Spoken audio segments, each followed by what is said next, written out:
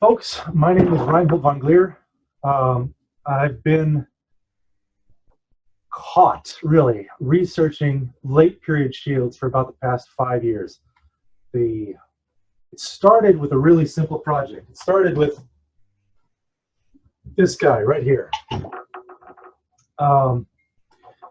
Most of you will probably recognize this as a Talhofer shield. It's what I call a scalloped shield. It's really a buckler.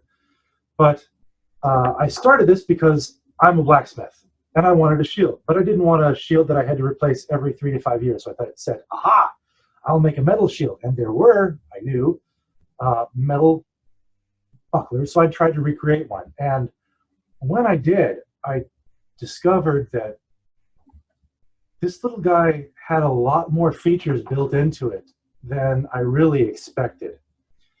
And as I looked at the art of the 15th century, it was primarily the 15th century that we're going to be concerned with, although there's quite a bit of bleed from the 14th century to the 16th century on either side, because, you know, interesting things don't start and end at the century mark. So to really build our to start a conversation about what's going on with shields in the 15th century, I would like to start with the progression of shield technology up through the Middle Ages. So I'm going to start with a very clunky Scadian standard heater shield. This is a center grip. I've also rigged it so that it can be a what would you call center strapped shield, which is in the illumination what you see most of in the 15th century. I found that very interesting, but I'll get into that later. One of the beauties of the center grip round shield was what has come to be called in HEMA circles opening and closing the door. Although in art, what you see a lot of is the shield facing straight at the opponent. A lot of our reenactors who are also experimental archaeologists, their recreations of early period combat show a lot more fighting with the shield as kind of an open door. You see, that actually imitates I-33 or 133 that we see, and that's what, in the 13th century, I believe. But this idea of presenting the shield face towards the threat rather than keeping it static. Okay. Later on, we see the advent of strapping. And even in the Dark Ages, we did see strapped shields. Strapped shields become much more common when the shield is used by cavalrymen, and we see the typical. Though I don't have a strapped heater actually.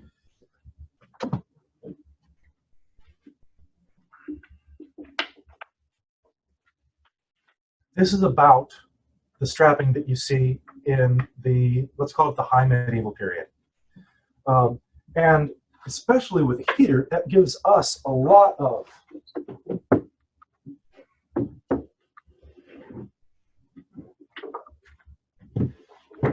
stay. Assuming this was strapped. Especially the way that we fight in the Middle Kingdom. We fight strapped like this, so that this leading corner is about in the middle of our head and tail faces towards the opponent. We have a very boxer stance, but that's not what we see in period art. In period art, we see a lot more center strapping. So with a center strapped shield, you'll have the leading edge or the leading corner protecting the head and the tail much more pointed out. But that might not be such a problem if you're fighting with full leg harness, which is what we see in the 15th century.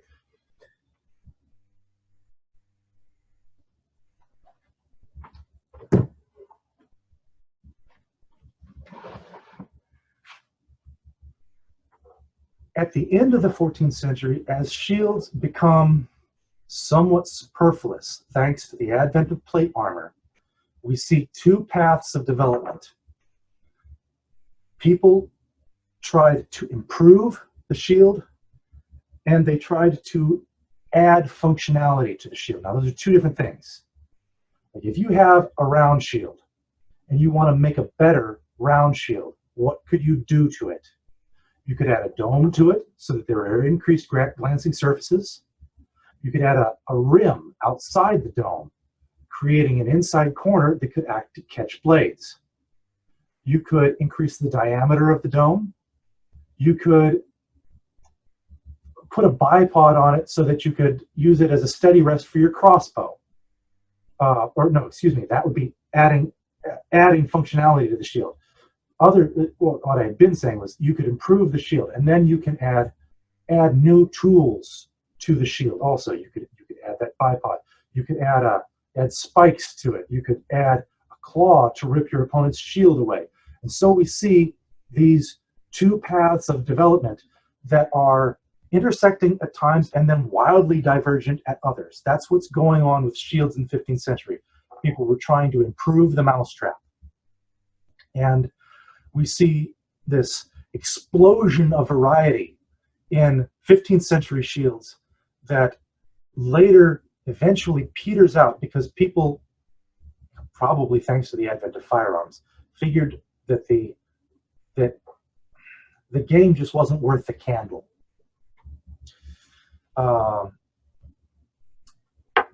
So let's start with the earliest development of complex shields. I've looked through thousands and thousands of images and must have hundreds of examples of these complex shields. And I've set them into, what? Almost a dozen varieties, distinct varieties. But what I'm going to start with is our earliest evolution, which starts from the humble heater shield. So let's see if this works. Do a screen share here.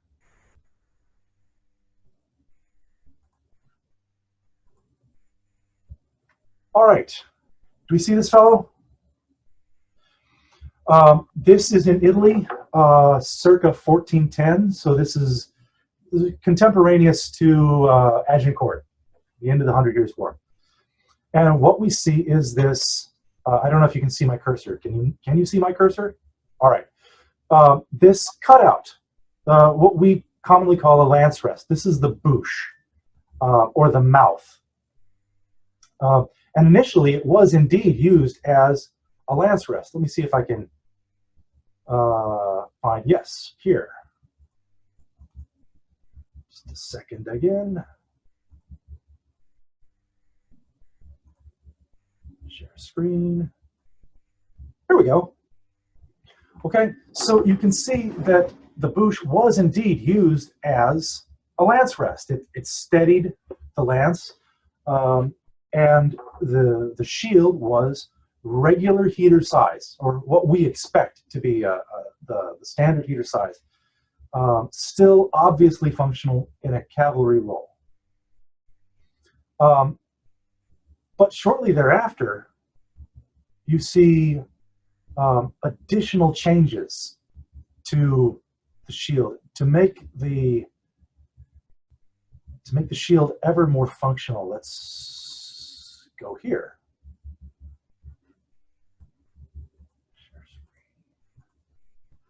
Share. How about this? All right.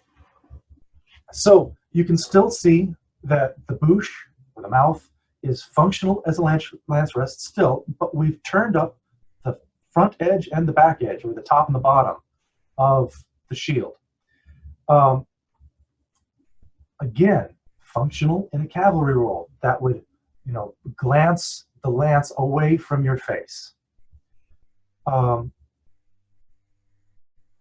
But shortly thereafter, let's see. Yes, okay.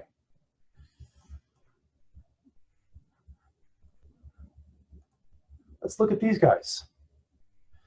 Now, these fellows are still using that same type of shield, but they don't have the mouth. They're using the upturned edges of the shield, and at this point, the edge is turned up all the way around the shield. And they're using them in a foot combat role. Now, just from looking at it, I think we can figure out what those upturned lips would be useful for.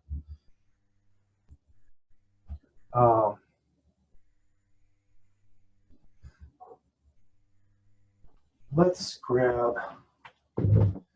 this guy.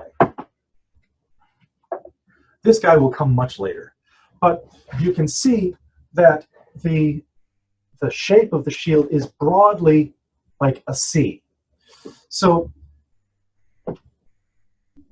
if we're fighting standard baton combat, which is a perfectly period thing to do, as we do in SCA armored combat, we are striking percussively and then using the percussion to redirect our weapon and strike at a different angle. That's not what the masters who wrote the fencing treatises are telling us to do.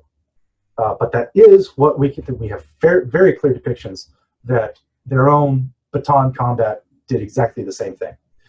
But if you read Fiore, for instance, he will say, cut like you thrust and thrust like you cut. And so he's saying, don't just cut, but rather cut, extend when you cut. And also don't simply thrust in line, but thrust so that you would have a pushing cut as you thrust. In that kind of combat environment, very quickly, you don't just want to bounce off the shield and redirect your attack. You want to re-angle your attack and continue pushing forward. If you encounter a flat surface, like a buckler, assistant, please. This is my brother Wilhelm. So if I'm blocked off to the side, what I naturally want to do is roll around and continue the attack. But there's a couple of things that these new shields allow us to do. One is the upturned edge. So if my thrust is caught on the shield, here, hold this one up too. If my thrust is caught on this shield, it probably won't hit him, but will scoot off to the side. Let's try this one. If my thrust is caught on this shield, let's point it towards the camera. The lip, the upturned lip, will grab the point, and it's more pronounced the point your weapon is. So with a sharp, we notice that sharps will grab into shields regardless of their shape. It's rare that a sharp will skate off of a shield the way that blunts do, but unless you're really throwing the strike, unless you're really throwing a blow, and most people don't with sharps. But be that as it may, my point is stopped thanks to this upturned lip. And if we go back to screen share you again.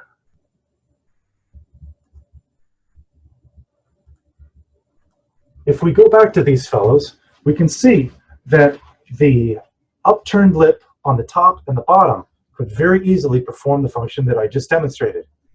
But what also happens is because of these upturned lips, the shield in general presents a concave face to the opponent. And if you have a concave face like this, that does something very interesting. If you present the shield to the direction of the attack, here, I'll give you this. Come in like this.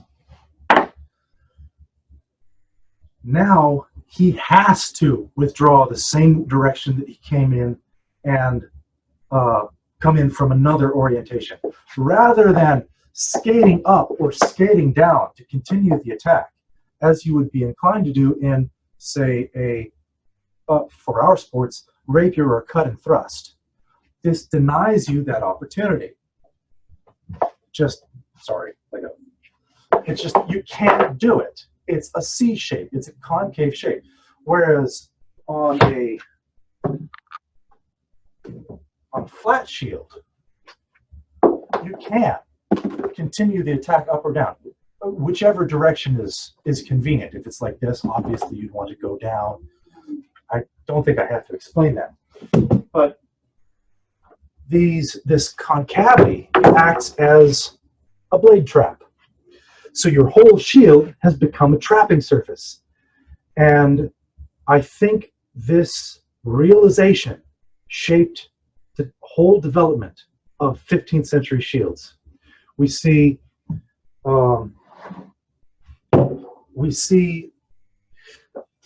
if shields previously had been glancing surfaces, if convex surfaces are glancing surfaces, then concave surfaces are trapping and control surfaces.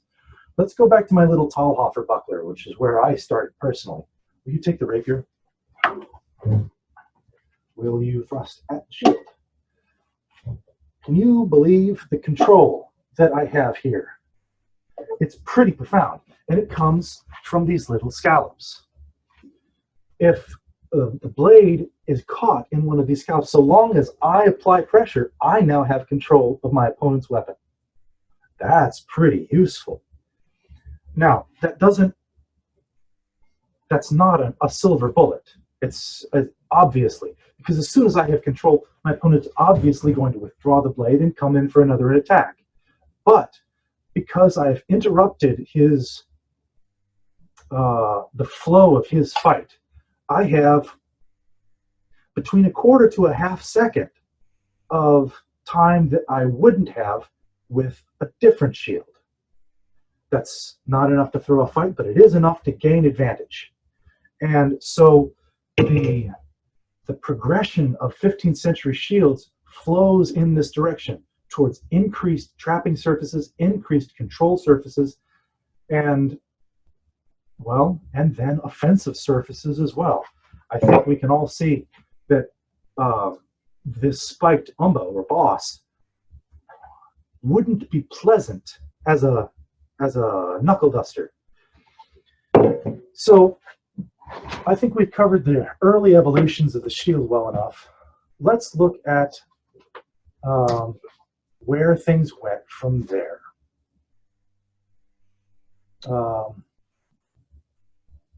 Let's talk about round shields.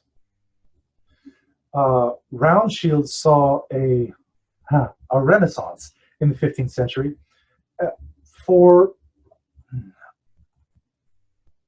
I'm not even going to speculate on the reasons. I have seen it speculated, and I have to agree that there was a yearning towards the classical world and a recreation of historic designs in the late Middle Ages. All right, do we see the shield? Or these guys? Okay.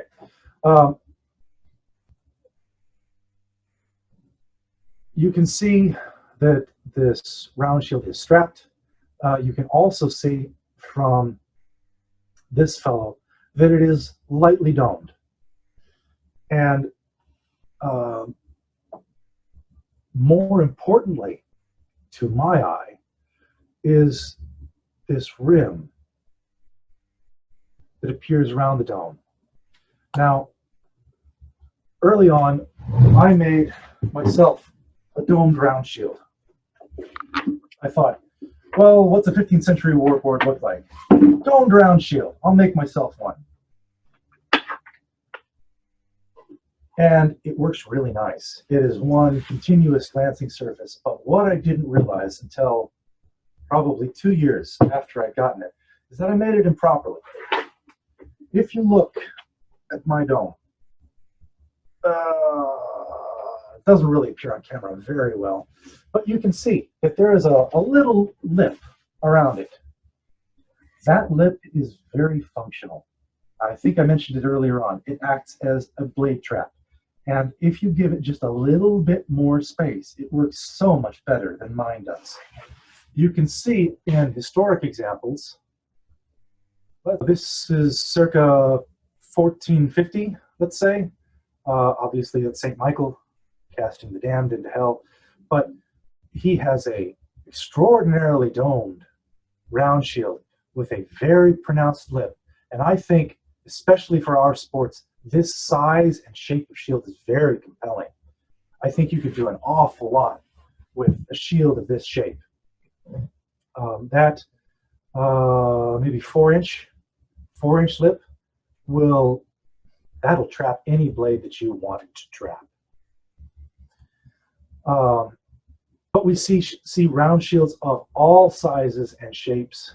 I will lump oval shields into the round shield category because we do see an awful lot of ovals as well. Let's see. I don't have all that much to say about round shields, except that that lip is very, very important.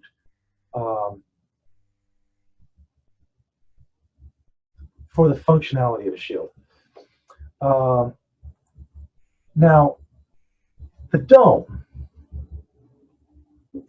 does something very interesting. And you try and strap it.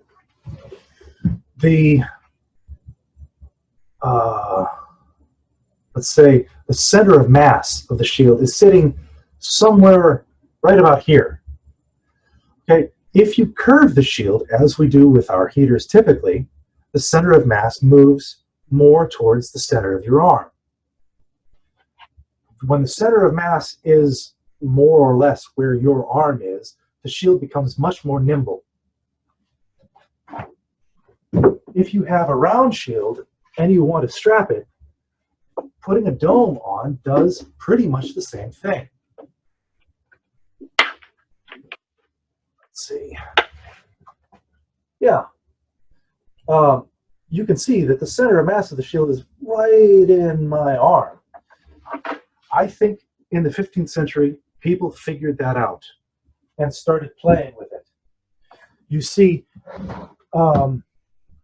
increasingly domed heater shields. Let me see if I can find a good example for us.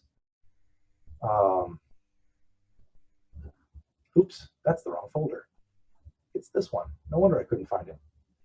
Well, let's look at this. This is a very famous example. Here. This is the funerary shield of the Black Prince. It's a very well-known and well-studied shield. It's gorgeous, is it not? It's just all of that high relief, that sculpted leather is beautiful. But even from this single picture, you can get an impression of how deeply domed that shield was. Or not domed, excuse me, deeply curved. So much so that it would be uncomfortable to carry strapped diagonally the way that we typically do. I'm going to run through a bunch of my pictures and see if I can find an example of these guys carrying their shield strapped down the center. Ah, yeah, here's a good one. And this is actually from the 14th century, too.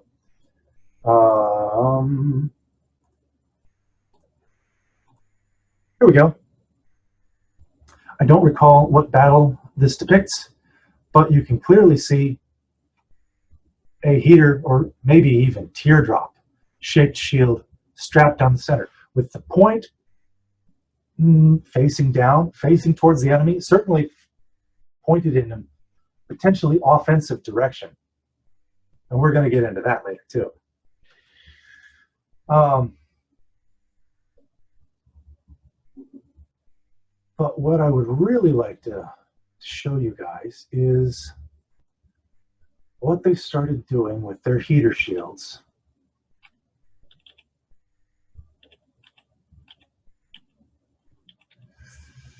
The heater shield is perfectly appropriate for the 15th century.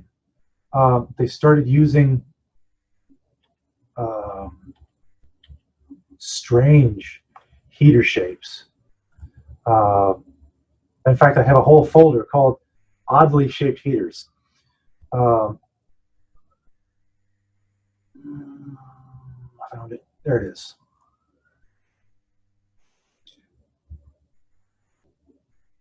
Here we go. This is from the scene of the resurrection, the sleeping guards guarding the tomb. Look at his heater shield. Isn't that wild?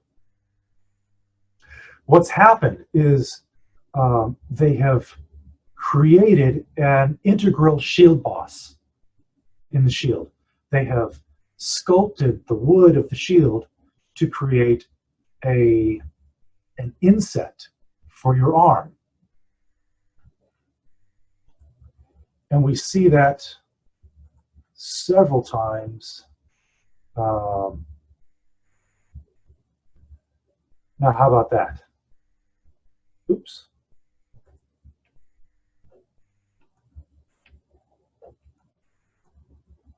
Isn't that fascinating? Now, we have evidence that when shields were strapped down the center, that they could be carried point up or point down. There's fairly clear evidence of both. There's also plenty of evidence that they were center gripped, even when they were built like this. And you can see how easy it would be to make a H or I-shaped handle and use that, much like most people use a pavasse today. And it was actually this experimentation with integral shield bosses built into heater shapes that I believe is what led to the pavasse.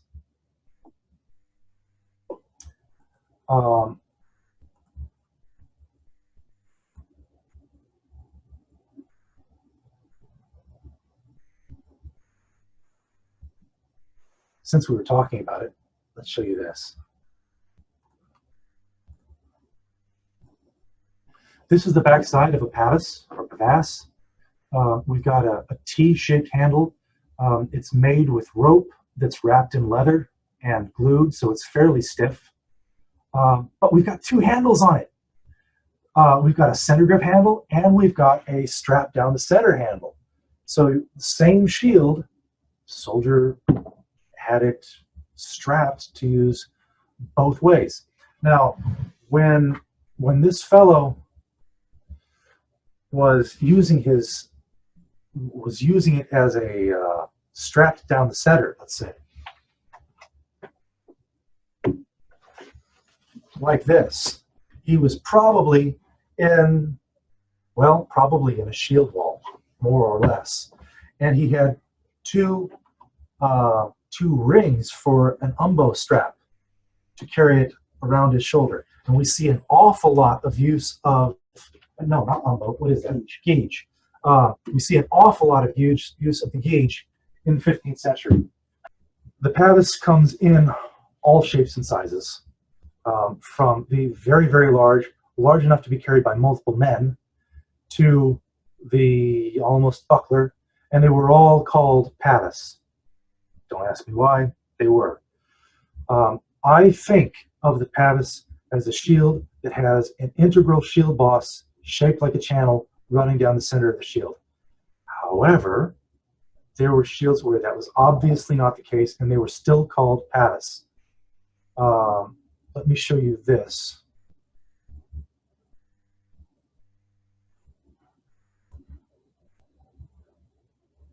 Okay. This shield is from an inventory in Nuremberg. It's a tower shield. It's a plain, slightly curved tower shield, and it's called a pavasse. Everyone refers to it as a pavasse. So Are tower shields period? Actually, yes. What's really interesting about this one is this little spike up here. But we'll talk about that later.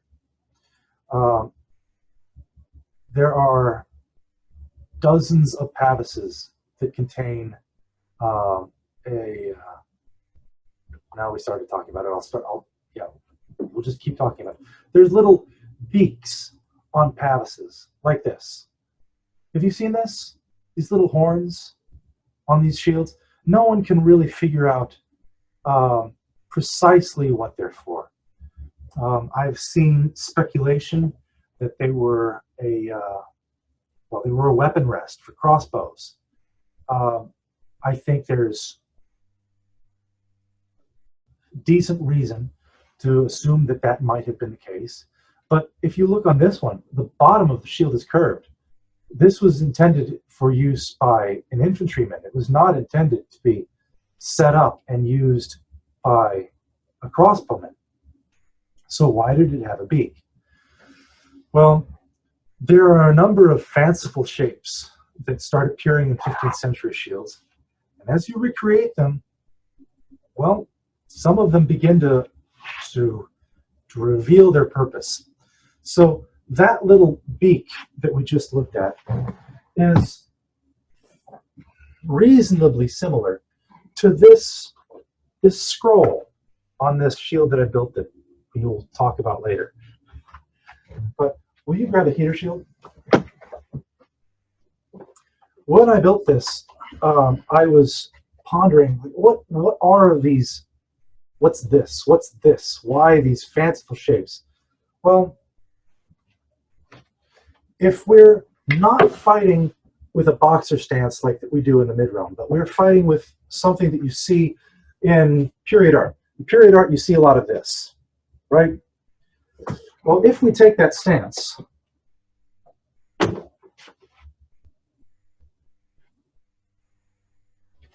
this scroll acts like a shield hook for your shield. Would it not be awesome to have a little hook on your shield, go up to a shield wall, and then start unzipping the shield wall with your shield? I think when I realized that, I actually made a pavis. I don't have it here. It's actually an Onstiora right now with a shield painter. I made it too heavy, so I decided if it was too heavy, I was at least going to make it pretty. But I had this beak on the shield, and it's as soon as I made it, its purpose announced itself. Like Ewart Oakeshott made the observation that the weapon demands its use or commands. I don't remember. Either way, the weapon will tell you what it wants to do. If you just hold it, it says, I do this thing, and I do it well. So the other beauty of the pavis is the inside corner. Okay, this pavis isn't finished, but it's good enough that we can demonstrate the use of the inside corner. What we're often seeing is the use of the pavis kind of like any other center grip heater. That's appropriate, but especially for if you're fighting someone who thrusts, rapier fighters. Here, that this inside corner is an outstanding trapping and control surface. Most fencers default to what I call the waffle chip shield. We all know what I'm talking about. The double S curved shield that appears in the 16th century. And that really does appear to be the apotheosis of all of these divergent shield shapes where it was boiled down and condensed. It condensed itself into that shaped target. But don't discount a pavis if you fight rapier or cut and thrust. These control surfaces they're no joke. They're no joke at all. And they're not particularly hard for us to make.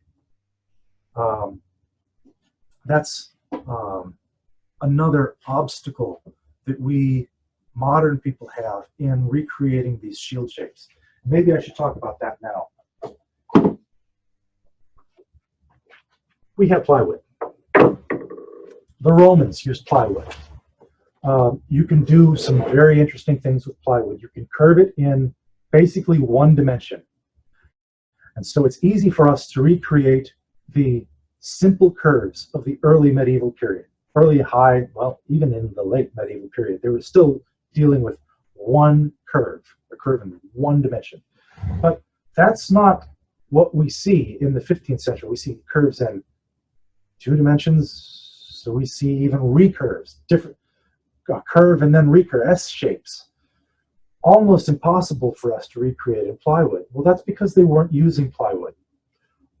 From the Dark Ages to the end of the Renaissance, shields were made with plank construction, edge glued. Now you can tell if you just plane your edges, you can glue up. Is this showing up on camera? Okay, against my shirt. Yeah. You can glue them up flat. You can glue them up curved. It doesn't really matter. So how were they creating curves in multiple dimensions? Ask the barrel makers. My brother, the woodworker, said, ask the barrel makers, and that's exactly right. You bend your staves, you steam bend them in one dimension, then you just make them up, and you have a complex curve. Very simple. Very simple.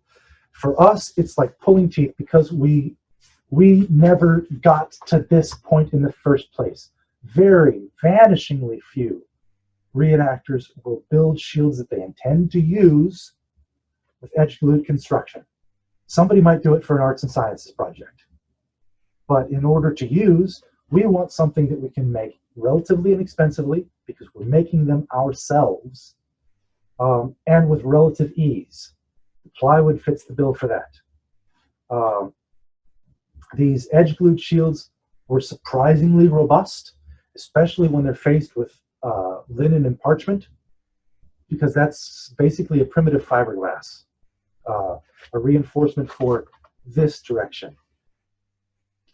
But in period, that's not what people did. We expect to use the same shield for 3 to 5 years of relatively constant use. We will treat our shields nicely. We'll take them in out of the rain. In period, that's not what people did. They treated them as not a disposable, but certainly a consumable item. You know, men-at-arms bought shields. They expected to buy more. They had several in stock.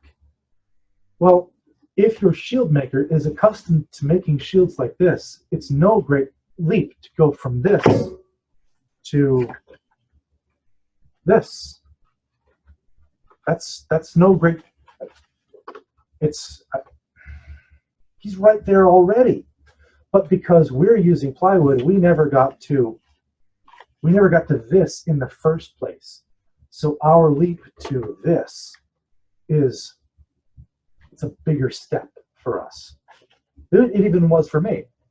And so I've made a number of complex shapes. This guy was my first. And should I talk about the encrunch or should I talk about how I made the complex shapes? Complex shapes? Let's talk about that. The way I made this was I cheated. Where are we? Here is where I started.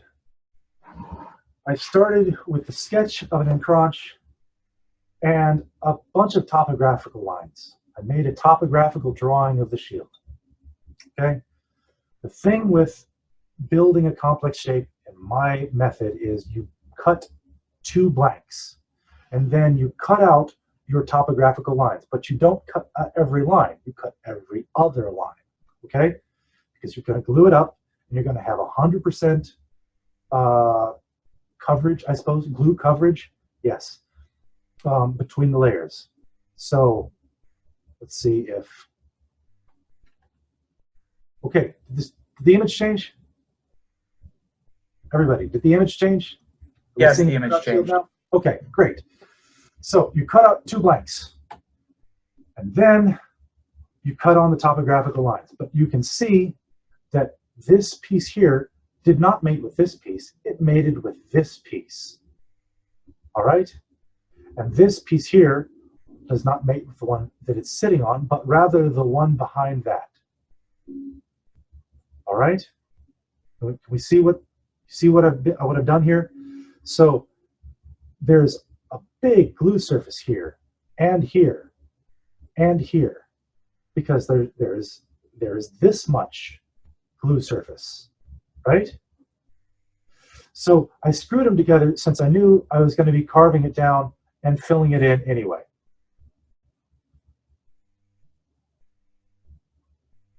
And that's exactly what I started doing here. I'm using a chainsaw disc on an angle grinder. That's an Excalibur disc. And I have the scars from it. So I don't recommend using a chainsaw disc, even though I still do. I recommend using an abrasive disc. There are abrasive discs from the same guys who make these chainsaw discs that have little spikes, like it's a giant spinning rasp, and that's much better for this. The reason being, chainsaws are intended for carving a whole piece of wood.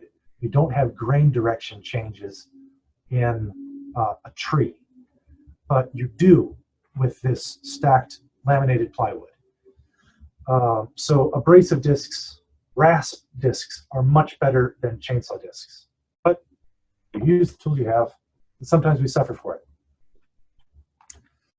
So I got it to here, and then I filled in, rather than continuing to sand, I actually filled in with Bondo.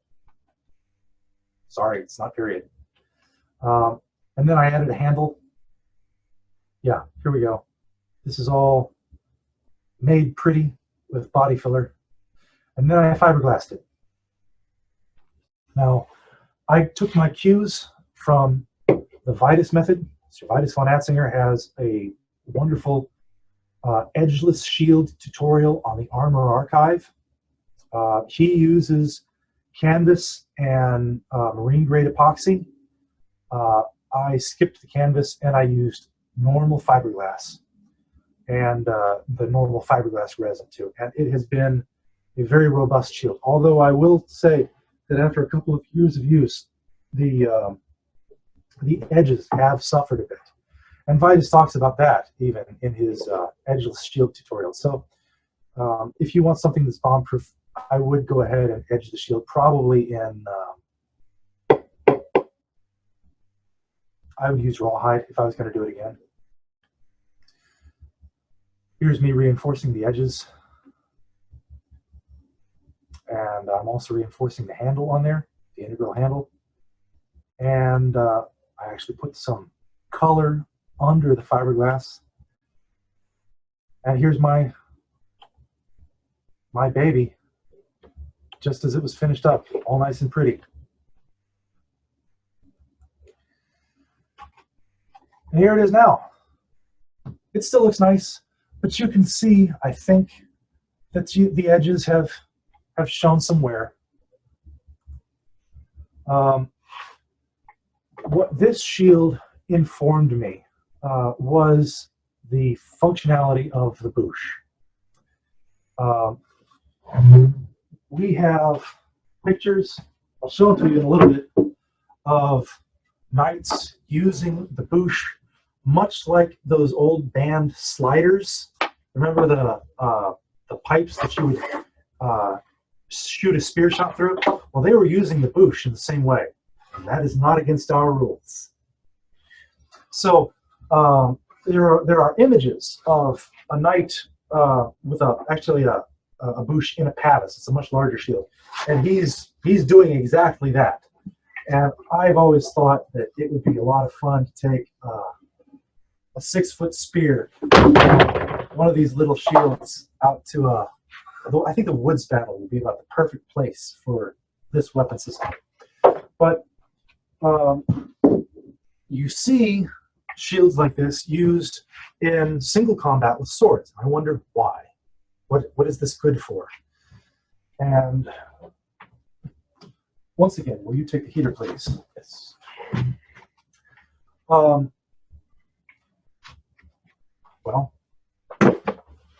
it's good for that. Now, blades have bounced out of this, and I suppose theoretically it's not impossible that you could trap a blade.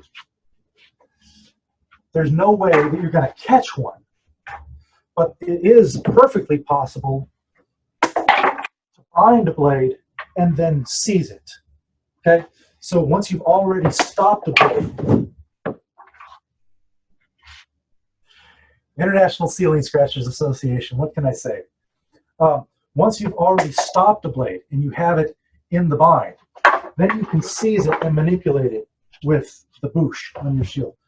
And actually, the placement of the bouche seems to have had some regional preferences. The French liked theirs in the corner.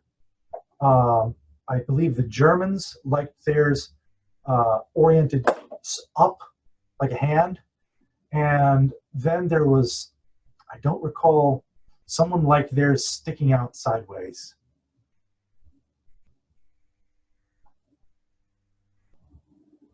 Was it like the Hungarians or something like that? I don't remember. But yes, there was some region that liked theirs sticking out sideways. So where you put the mouth of the shield, the claw really, is very personal. But God, I don't think I'm ever going to make another shield that doesn't have one of these. It's so useful. So the mouth in personal combat becomes a grabby hand for your shield. Okay? Now, that's been my experience. I've been communicating with a number of reenactors.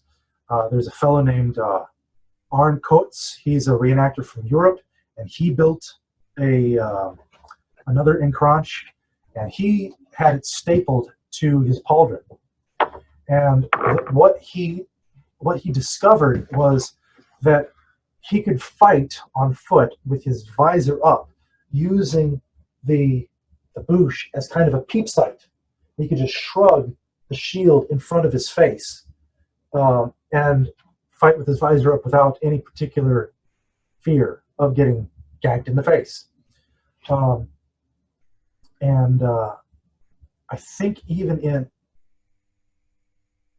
Russian, in the Russian language, the bouche is called the peep sight or the peephole. So just from the etymology, we can see that that was a thing that people were doing in period. I have no depictions of anyone using the bouche as a claw as I've described.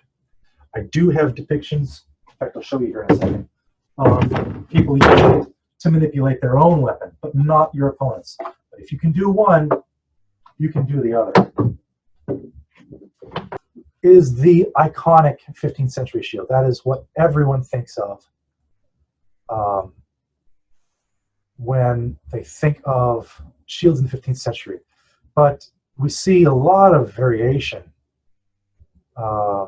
in the shape and the size.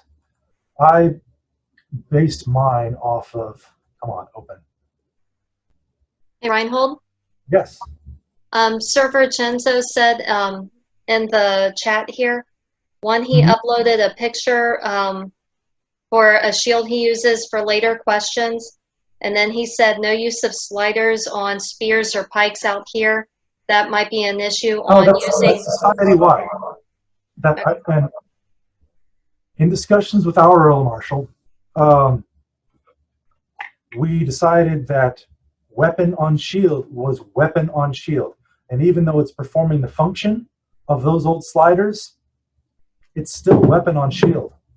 And especially since I'll go ahead and show you the image. Since we have documentation that this is a period practice, I don't know. Maybe your Earl Marshal might be unreasonable, but I think that someone who is a historical reenactor, I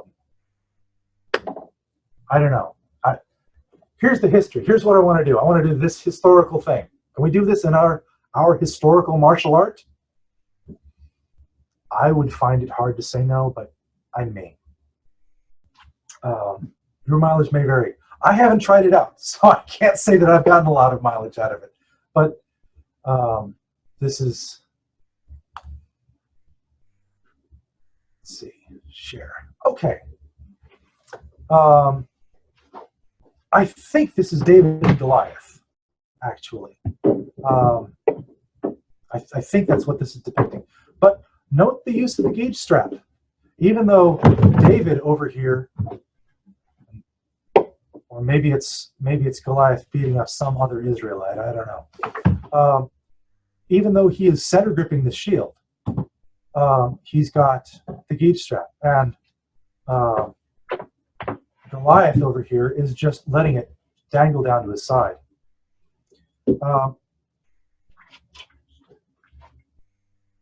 But that's what I modeled my encranche on. But there are such a beautiful variety of shapes. I'm going to share another one here.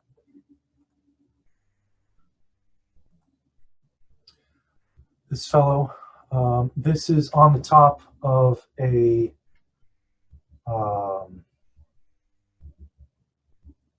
what's it called? It's not a double cup.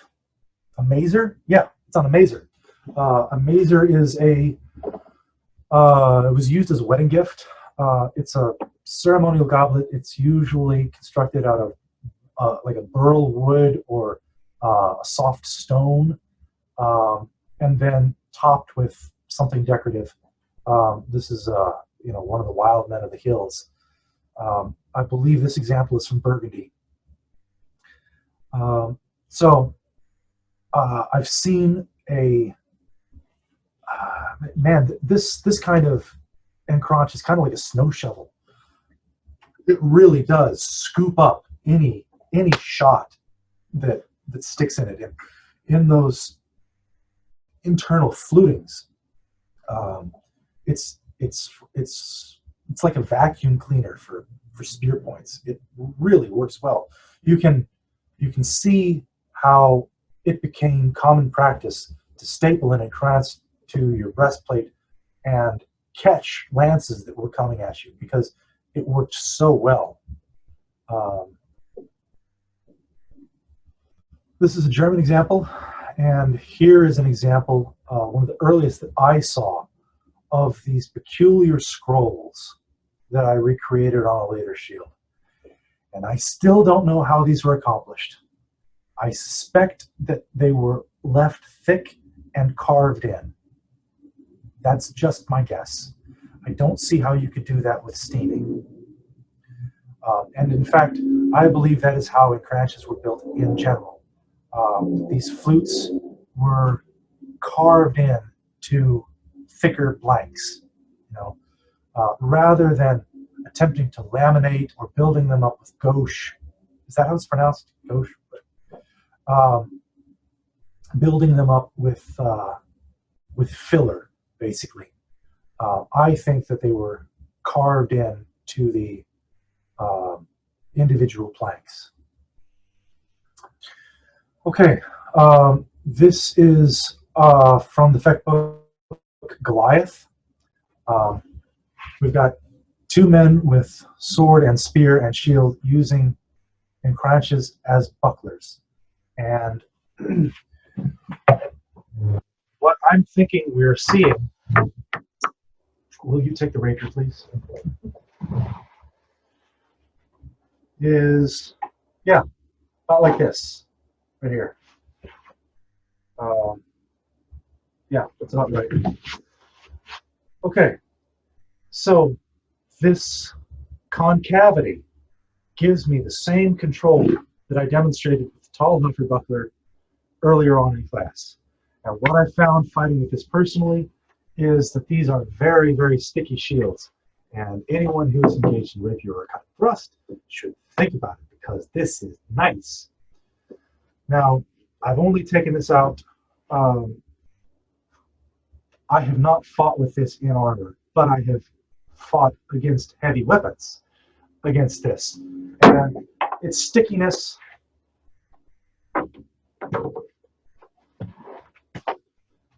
is not quite the same because of the padding of our tips. It's sticky, stickier than a flat shield, certainly much stickier than a convex shield, but it's not quite the same. So for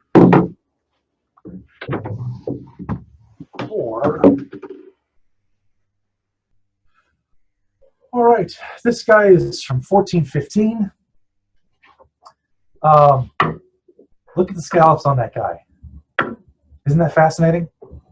You've got a shield. It is center gripped. It has a reinforcing rib down the center of it, and it has these two corners turned out and scalloped. Now, what I think they were doing was first giving them a couple of interior corners for trapping the blades. But I think these scalloped edges were intended to press up against your opponent's shield or weapons and gain control as you were pressing against them. I think we can demonstrate that. Sword. And so, just for the purposes of demonstration, I'm going to say that we're going to trap the blade. We've stepped way around. Let's go around here. Trap the blade against the shield. And that's not particularly uncommon. But if I were going to do that with paddles, I'm fairly certain he can pop his blade out. If I do that instead with this scallop, he's going to have a more difficult time. And I think that's what we were seeing on that scalloped shield. Let's look at a few more examples. There is the tall Huffer shields, which I'm sure you're familiar with. What is going on here? Stop that.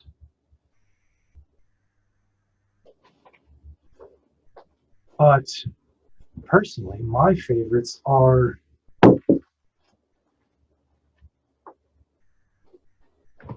these fellows in the inventories of Nuremberg.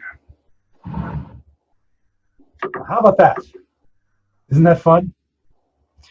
You have a kind of spike-tailed, scalloped-edged shield with a number of stacked concavities or stacked flutes. Let's see if I can. Aha, yes. Here's another. Well, those are flutes too.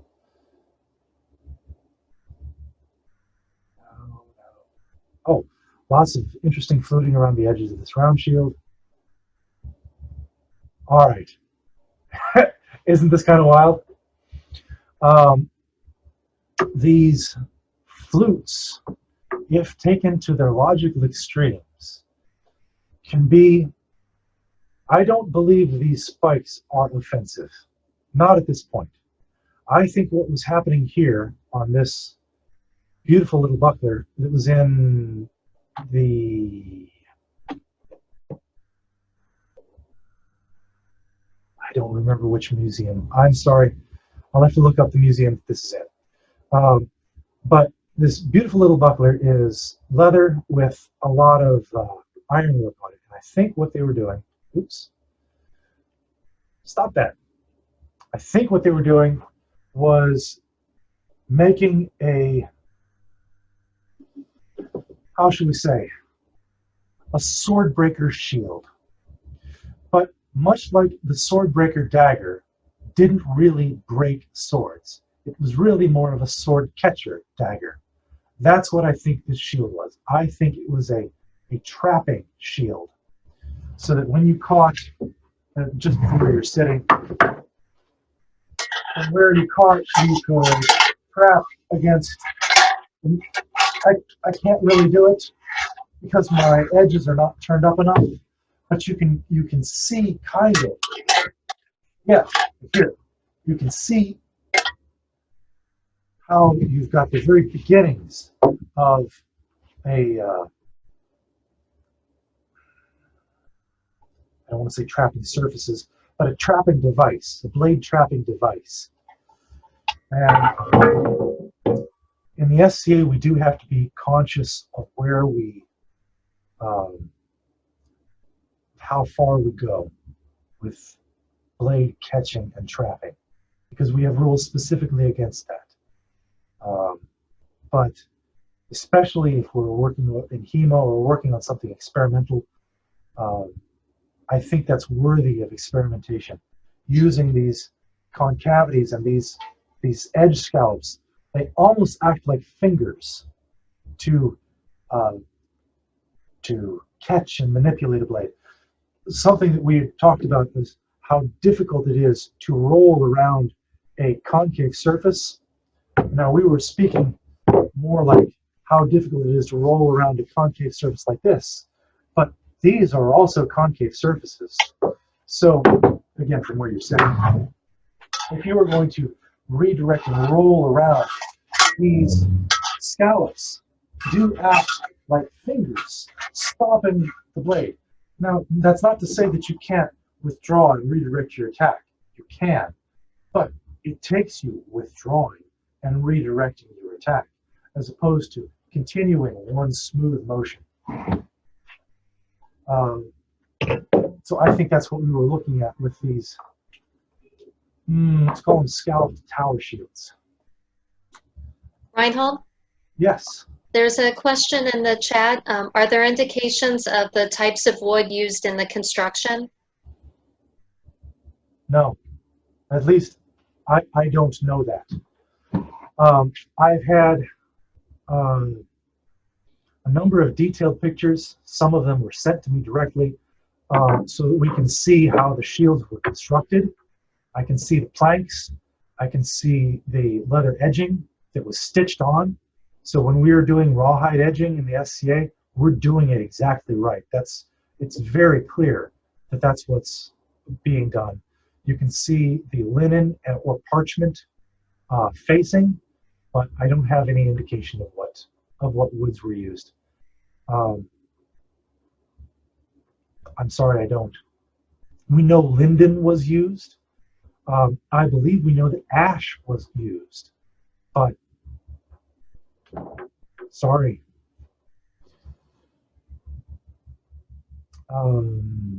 Where were we going from here? Where was I going from here? Talked about figures. Yeah, I was going to talk about spike-tailed shields. And I don't have a better name for them. In fact, we looked at a few of them already. Those scalloped tower shields have a fairly prominent tail on them. And this one that we looked at, actually both of the ones that we had looked at previously, when I was talking about the strangely shaped heaters. Let's look at this again. Oops.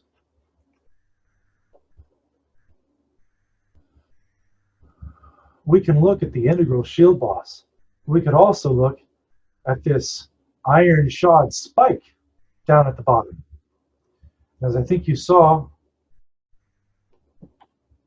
oops. Well, here's another. Yeah, another iron shod spike down at the bottom of the shield. Yeah, here. And here's another. So we talk about increasing or adding functionality to the shield. We see that shields were fairly quickly becoming weapons. I don't think that they had ever not been weapons. It's far too easy to punch with a shield. But once you add this iron shod spike on the bottom of it, well, that changes the equation somewhat.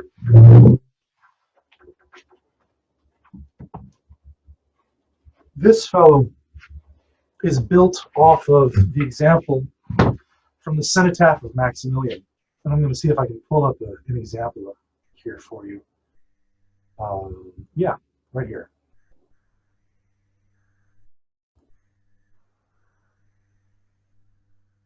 Here we go. Kind of cool, huh? And also completely incomprehensible. Without making it, I couldn't even see it properly. It's very strange.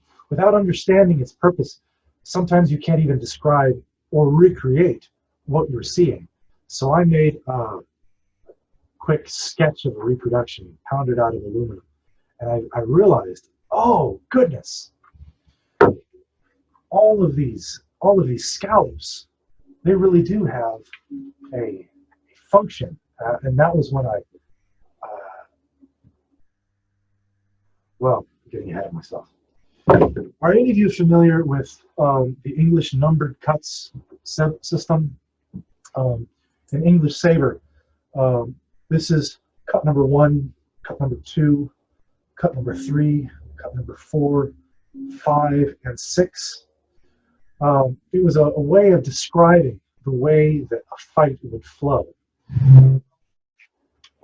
Take the shield, please. 1, 2, 2, 3, 4, 5, 6. They've got cutouts, scallops, for each of the cuts. Here, let's point over here.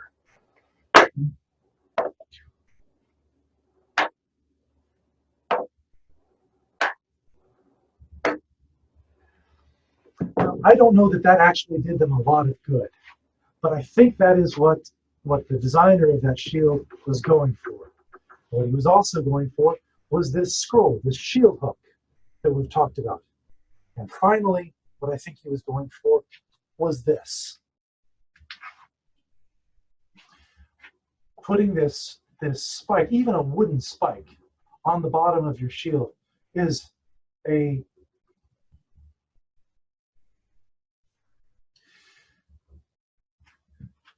in Judah Lahatch, the author, I don't even know that we know the author's name in Judah Lahatch. He wrote that anyone who begins the fight leading with the head is a fool. He was saying, don't, if we'll pretend that this is a halberd and that the head is up here, says don't start here. He says start back here, start with the Q, and then finish up with the head. And I think these spike-tailed shields, these species of shields, lends themselves to that. When I first made this shield, I said, oh, okay, it's a shield hook, so I'm fighting with the hook. No, I think that's wrong now. I think you fight like this. You can begin parrying way out here and then sweep in with the shield hook if that's appropriate, or with the point. So we see the shield being used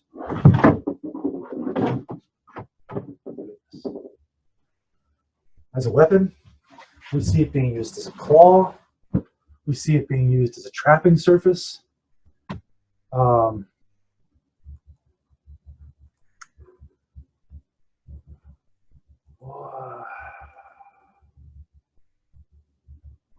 We've covered most of the varieties of shield that I've identified. I'll just run through them. The early evolution from the heater shield, the encranche, the pavasse, round shields, spike-tailed shields, scalloped shields. Oh, the cross shield. The cross shield is a very interesting shield, and it's not one that you would expect to see. Let's take a look at a couple.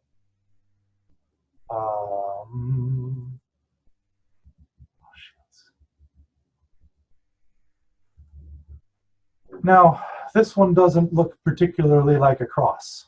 It just looks like a couple of scallops. I began making a reproduction of this shield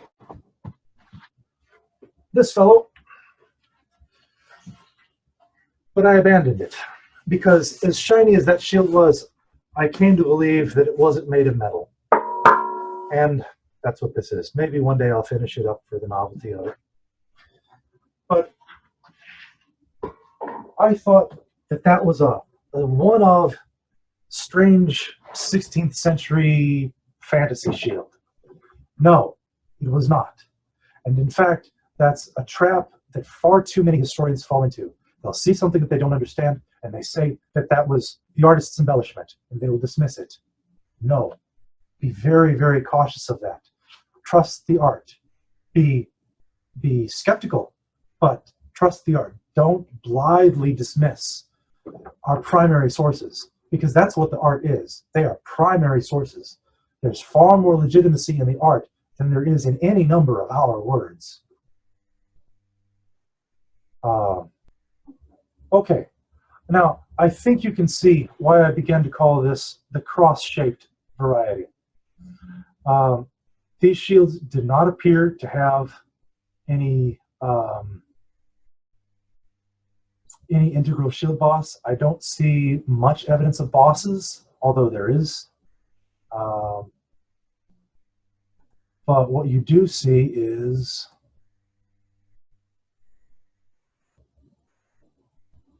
let's look at you.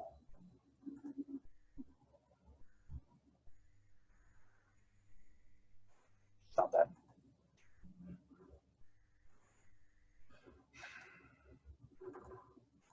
Aha. Here we go. What we do see is very rigid reinforcement on the tail of the shield. Now that has to be offensive. It has to be. What else could it be? But you can see the cross shape. And honestly, I believe that that was the origin of this strange little monster shield that I recreated here. Looking at you again. Yeah. Because although this doesn't appear to be a cross, if you're accustomed to looking for those several cutout shapes, I think you can see in here that that's kind of where it started, and they just added a bunch of embellishments up on the top. This scroll is not unique in these. Okay, here's one from France. And this crook, this fold over, is something that we see several times in France. I've seen heater shapes have this. The scroll we've looked at before. We're going to look at another example here in a minute. This one is fairly obviously center gripped, and you can see the gauge strap unbuckled, but still integral on the shield. So, pretty cool, huh? The first example of this shield didn't lend itself to me really understanding what I was looking at. We're going to go back to another painting of St. Michael. The military saints, St. Michael, St. Florian, St. Maurice, Sebastian? Yeah, St. Sebastian. Although he's more hunting than military. But St. George, oh yes, obviously, St. George, are wonderful examples of all of this military hardware, because everyone was painting them all the time, and they were painting them with the most up-to-date stuff. So this shield that St. Michael is using, I thought, neoclassical garbage, because that's what the breastplate is. Just what's going on here? What is this scroll? How could this thing be functional? And then I make one, and then I realize what it's for. It's a shield hook on your shield, and oh my goodness, my eyes were open, and that's really how the art is. It's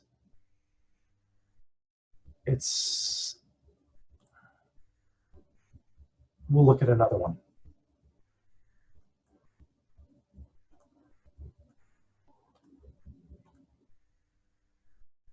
Here's another variety of the cross-shaped shield, and they do have the integral shield boss. You can see in the center. Now that would be enough to stick your whole forearm in, or enough to hold a center grip. You choose. It seems that they certainly did. I don't think that there's any particular reason to assume strapping one way or the other. It seems very highly personal.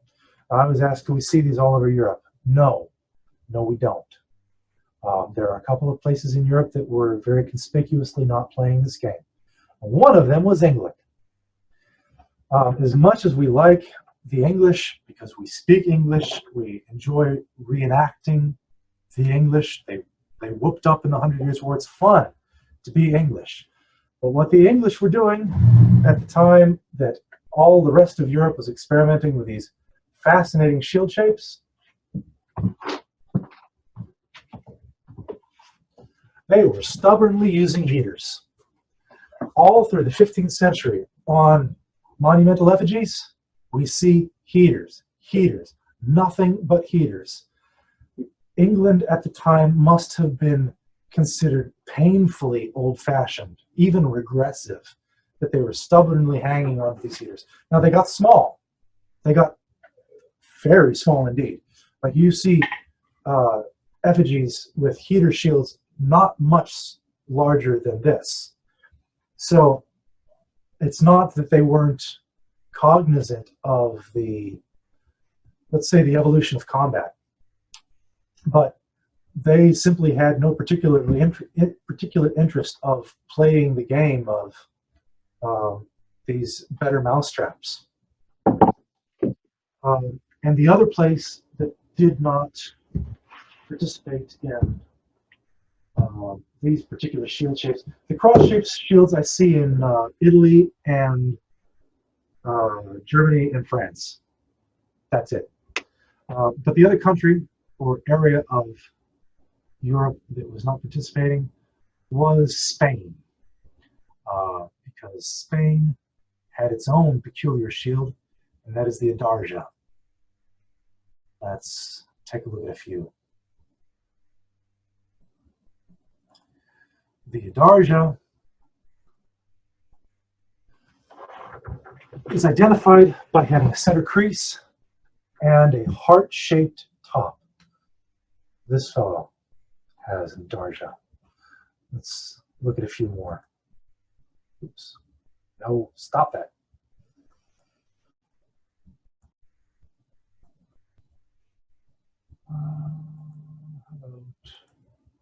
How about you?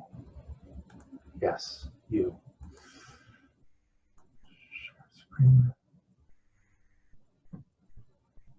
Well, this is a very early iteration.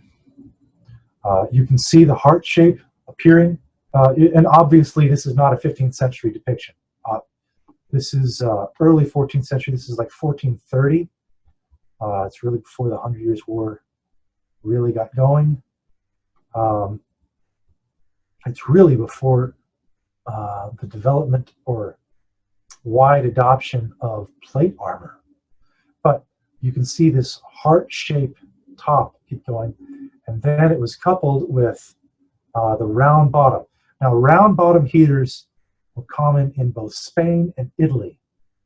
I don't know why, but it's very apparent looking at Italian art that if it had a square top, it seemed to have a round bottom, and that was the same way in Spain. But in both countries, they held onto the teardrop shield. I don't know. They became fairly domed in the 15th century. You see a complex shape. It's no longer a flat plank, but Hey, Reinhold? yes. A couple things. One, it's 8:28, just so you know. Okay. And earlier, the question about the types of wood used, he said in the chat that actually you have answered his wood question. The two mentioned, ash and linden, would both be ideally suited to the manufacturing techniques you've outlined. And thank you. Oh, great. Well, I'm happy we answered questions.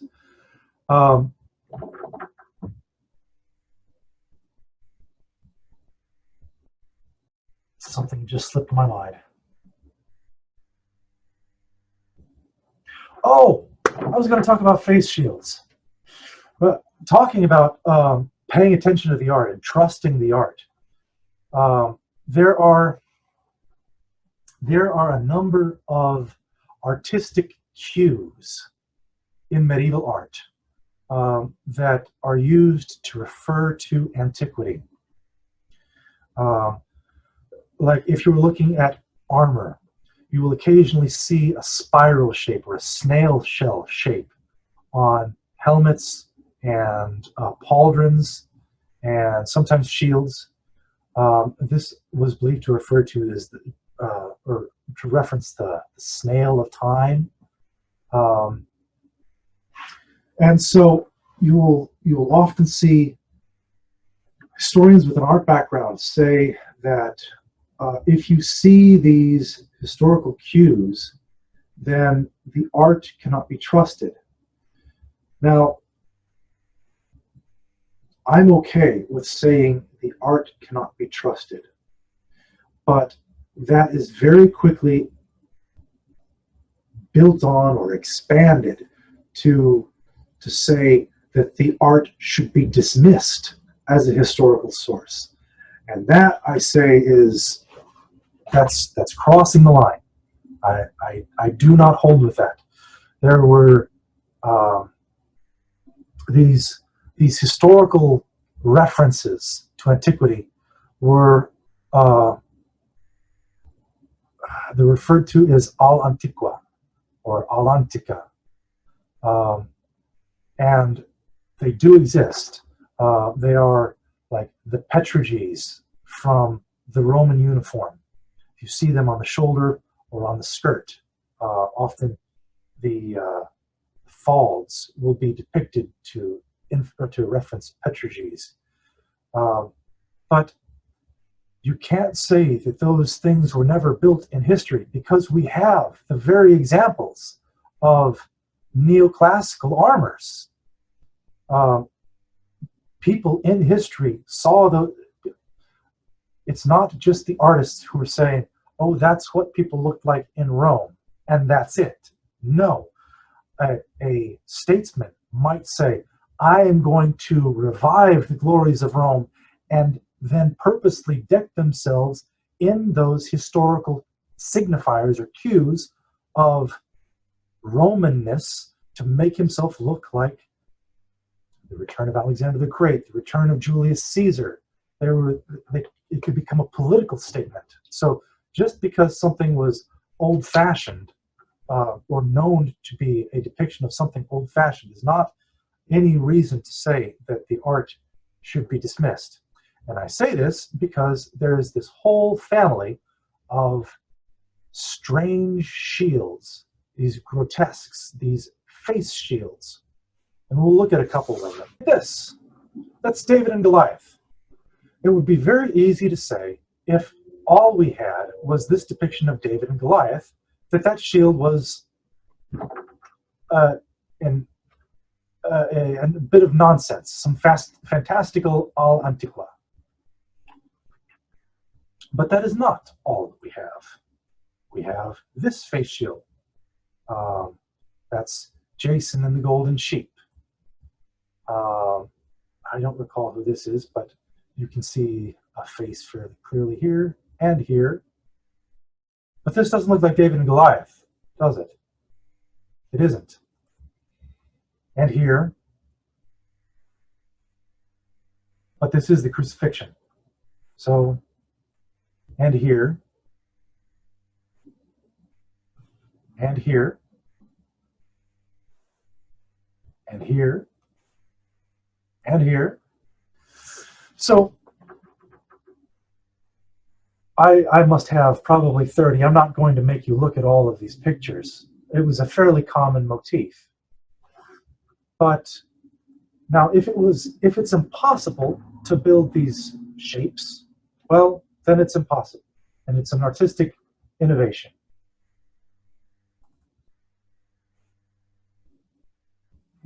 Large icons.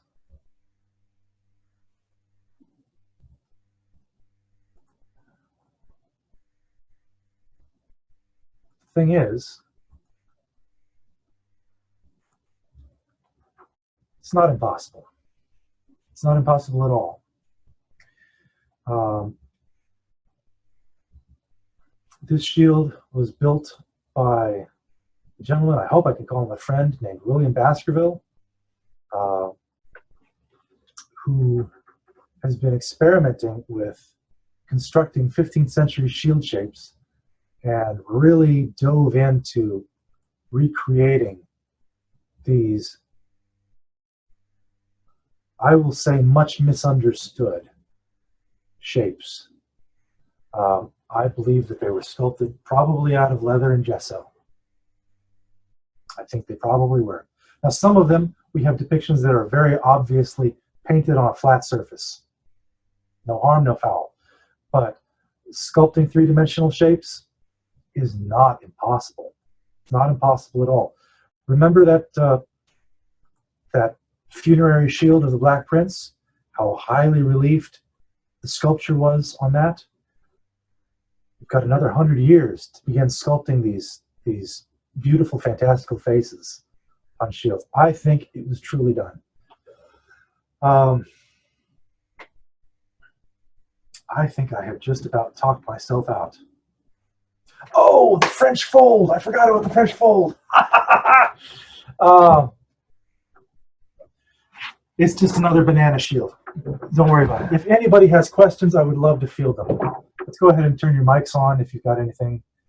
I'll try and answer it now. Anybody?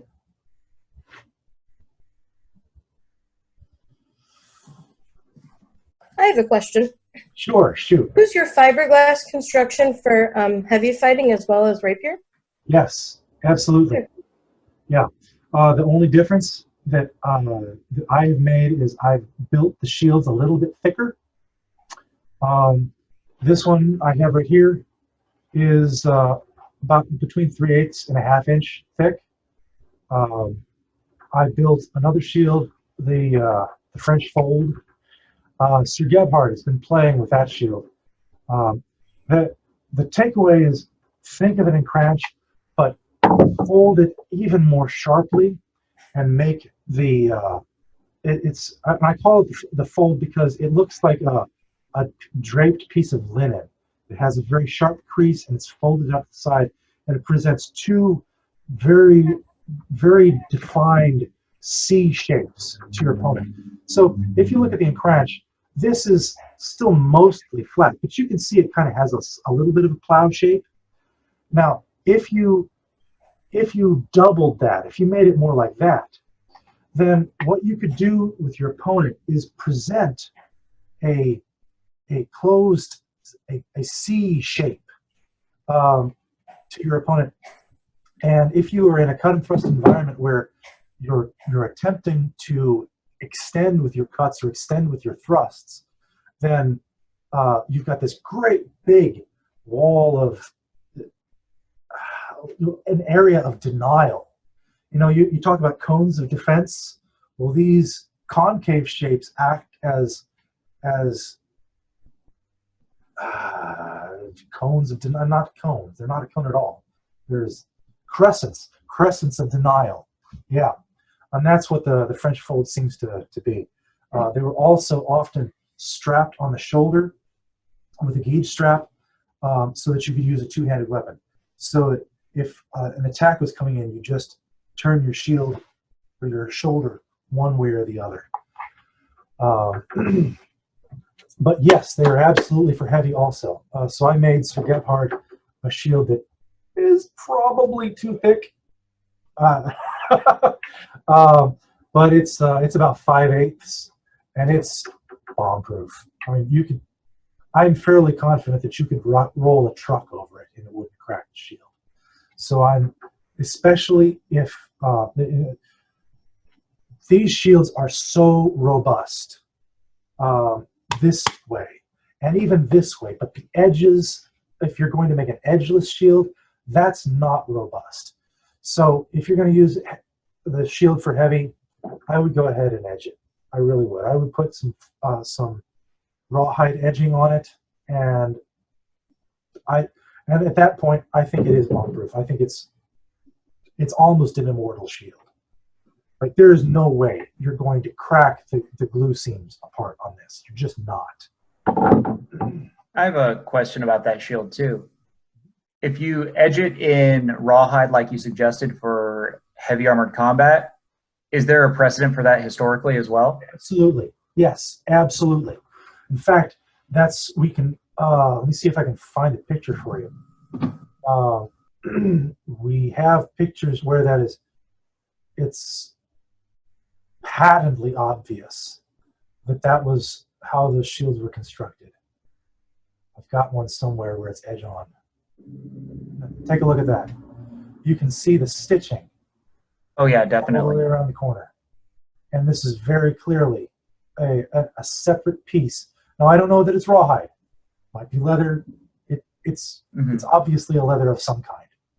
I don't know that it's rawhide, but it's very clearly an applied piece of edge stripping that is stitched onto the shield. Now, how soon did they start using shields like the one that you have in your example, and were there variations in size? Tell me more of the question. What kind of shield? Sure. So the tarantula you have right there at your hands. This? Yeah. Yes. Okay. When was that first used, and is that the only size? Do you only see it in that shoulder size, or are there various changes in shields with that particular shape? They were all smaller shields. So you never see, so heaters got pretty big. And you never see them that big. But how's that? Yeah, that's still pretty big, but you're right. It doesn't get heater size at all. No, but it's as wide as a heater is. It's just not as long. I would say I've described it as maybe a 2-foot square. Yeah, it looks like shoulder to shoulder and down to his waist. You know, you don't see those shields getting long, not in a cranch. Now, there are some strangely shaped heaters that have enough body to them that you would get some of the same action, and those got very long. Let me see if I can find okay, now this is French. And we've got the Bouche and these complicated folds, this fold over on a number of the shields here, and they are center grip. When is this artwork from? This is from 1445, 1450, I believe. Okay. And yeah, on this black one you've got, and this gray one, you can see that there's some concavity on the faces.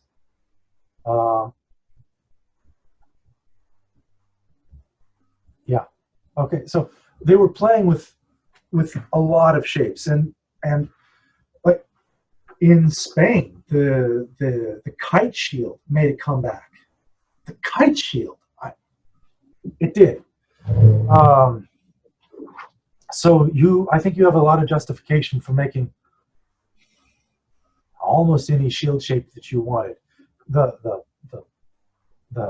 theme of the 15th century was trying to make a better mousetrap, and they did. And then they made better mousetraps again, always looking to have that about half a second to quarter second edge over your opponent. And then it got to a point where we're going to be leading off with guns anyway. Come on. Or you saw places that could not afford that arms race, like Scotland. They used the target. They added a spike onto the target, but it was a flat target. They faced it with soft leather so that a point would bite into the face, and it would serve much the same effect as a concave shield face with wood. quarter the cost of production.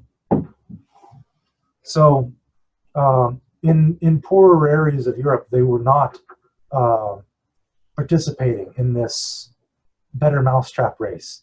Like, we don't see this in Romania.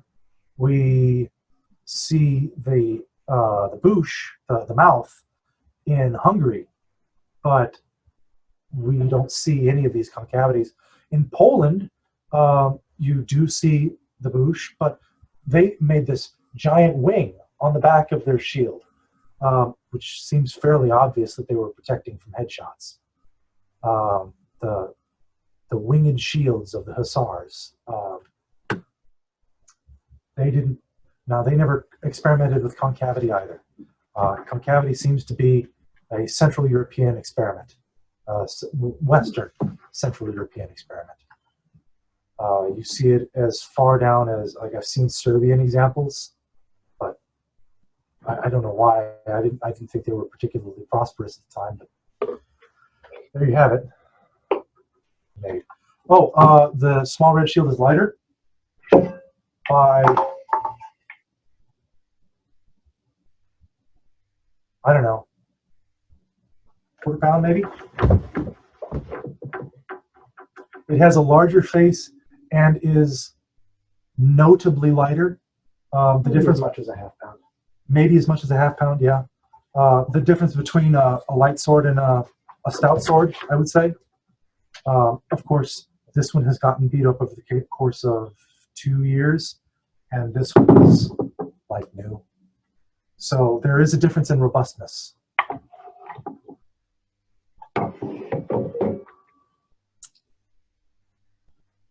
Okay, well, we have gone on for about 2 hours. I really thank you for your attention, and I hope to post this to YouTube soon. Sir, an open position cuts an open position. Down and away, not rebound. Yes, yes, that makes sense.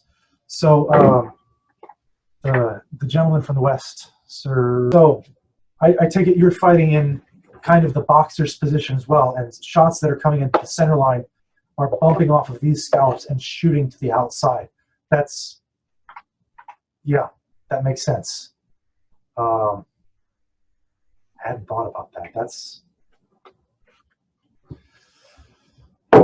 yet another application for complex shields in SCA Heavy. I'm sorry, I come from a rapier background primarily, and so all of these make so much sense to me in certain contexts.